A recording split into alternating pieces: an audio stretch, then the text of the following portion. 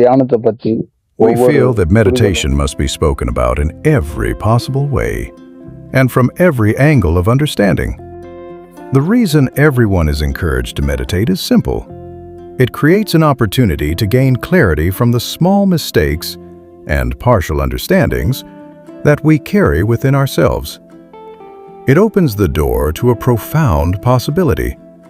A great opportunity is created and made available. The only misfortune, however, is that meditation has, in many places, become a business, a commercial enterprise. This is a matter of deep sorrow and pain. Because of this commercialization, numerous confusions have arisen. No matter who speaks about it or what is said, it has become very difficult to create a true and clear understanding among people. At the same time, speaking from my own experience, meditation brought about an unforgettable transformation in my human life. I did not receive this meditation from anyone by giving money or material offerings. Through it, I have witnessed countless precise experiences within my own body. I have encountered many changes in my life. Without even realizing it, I have dropped many unnecessary actions. Through meditation, I received a complete opportunity for self-realization. Within me, I was able to observe each subtle change and each awakening. At the same time, without reading any scriptures, meditation gave me an understanding of the philosophy of creation, of what is called God, of philosophical thinkers, and of the many forms of activity that exist in this country. It gently created opportunities to take me to another level. I have a house in my village where I was born and raised. My relatives have their homes there. During school holidays, whether they liked it or not, I would stay in their houses for a week or 10 days. Many of you would have experienced similar village life. This is how we grew up. But after meditation entered my life, all these places, every place in this world, seemed to be merely my home, my village, or my relative's house. Instead, every place became my home. It created the understanding that beyond saying, "This is my place," everything is our place, a place we can go, see, and live. Nothing needs to be bought with money. Nothing needs to be possessed. If we sit somewhere for 10 minutes, it becomes our place.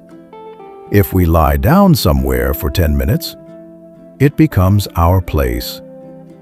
This understanding and these opportunities came to me only through meditation.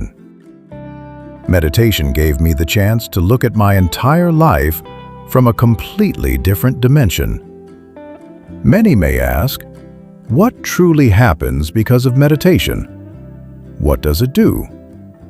If you ask what meditation is, at its foundation it concerns the mind and thought. Thoughts arise. From thoughts come reflections.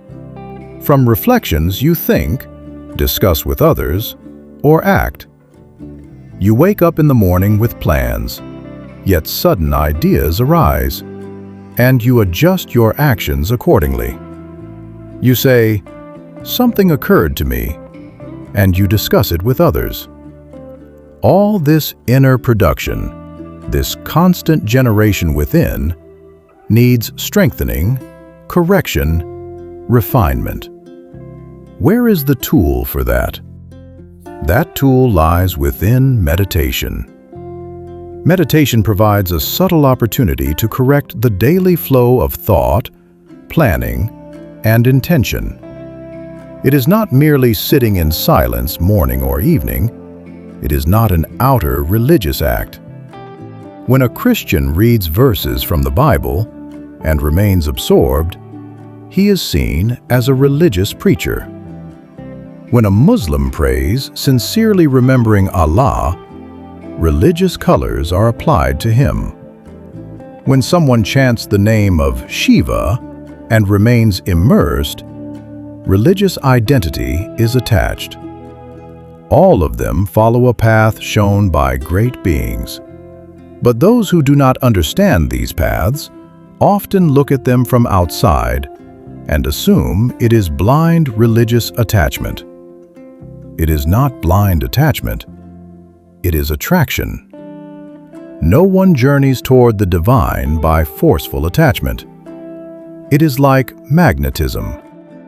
If God is a magnet and I am iron, I am drawn, not pushed. I am guided by that attraction. Before that, I had not experienced such a force. Earlier, whatever I felt like doing, I did. Now, too, I do what arises, but it turns into good action. It becomes good thought. Hundreds benefit from it. This is not preaching. It is the guidance of an attracting force.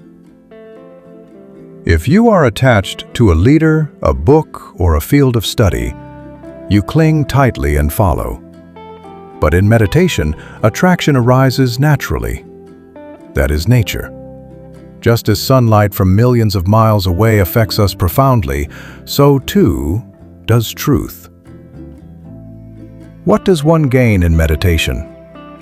Regardless of religion or identity, the change that occurs within, the thoughts that arise, begin shaping life constructively. It is like a person building his own house as both architect and mason. In the same way, meditation allows you to enter your own thoughts and refine them yourself. What happened to me really? I was someone who thought intensely, spoke loudly, constantly expressed opinions, interrupted conversations. Without reflection, I would respond to whatever was said. That character called I, in various situations, began to slow down in meditation. Thoughts became filtered. I learned when to speak and when to refrain. In villages, there were certain people with whom I gradually stopped conversing. At first, I did not know why. Later, I realized it was wasteful. They were in their own mental patterns. Engaging them would disturb my path. They remain within their own thoughts, within their own understandings. If you go and engage in conversation with them, your practice, your work, the path you are walking, these may become disturbed. The loss of half an hour or even an hour is not what truly matters. What matters is this. Meditation has taught me that when I converse with a person, that person must be elevated. If someone sits with me and speaks for 10 minutes, they must leave having grown. If they do not grow, what then happens? The thoughts and impressions tied to the body intensify. The mind begins to think excessively. Why did he speak like that? What did he mean by that? Why did he provoke anger in one who was silent? Why did I look at him that way? Such reflections arise, and gradually they take the shape of action. One must not provoke another human being. One must offer reassurance. A person must not squander himself, he must preserve himself. For a few years, it may become necessary to naturally avoid speaking with certain individuals.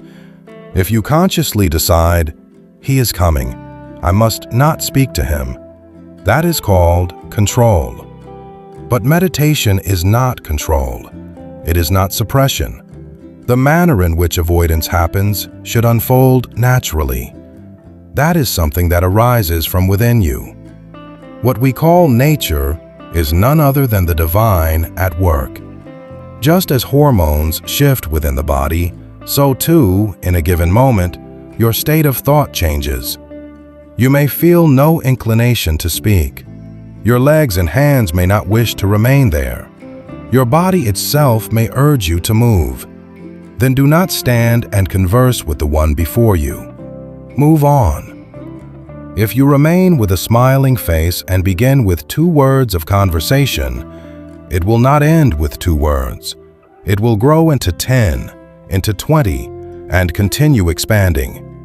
Instead, gently move away. Let it seem as though the other has some work to attend to. In this way, we must learn to move through certain situations.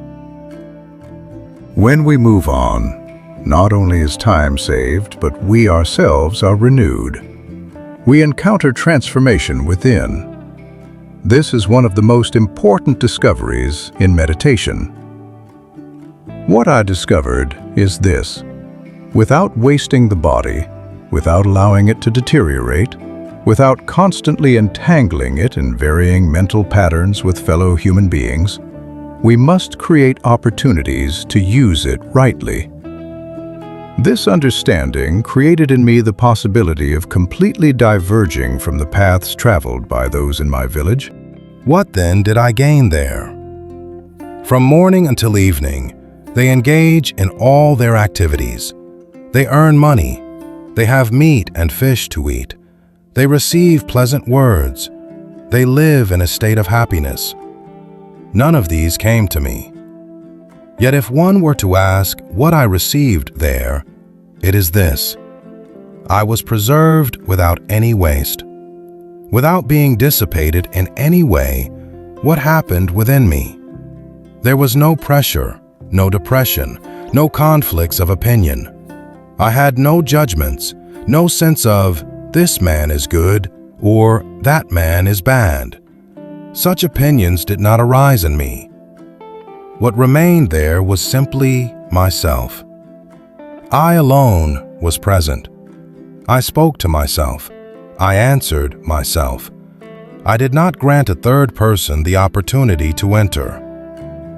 Others were spending themselves like warriors in constant battle. I remained simple, protecting myself, working inwardly. That brought great transformation. It created subtle opportunities to understand the world, humanity, written knowledge, and every action happening around me. What I experience, I share in dialogue. That is this conversation. That is my experience. Today, through modern means and frequencies, we are able to converse across Australia, America, France, Malaysia, Singapore. My experience is shared. If a person finds a path to self-refinement and self-protection, he will not be wasted by circumstances. He will remain safeguarded. That is a factual truth. Understand meditation and practice it.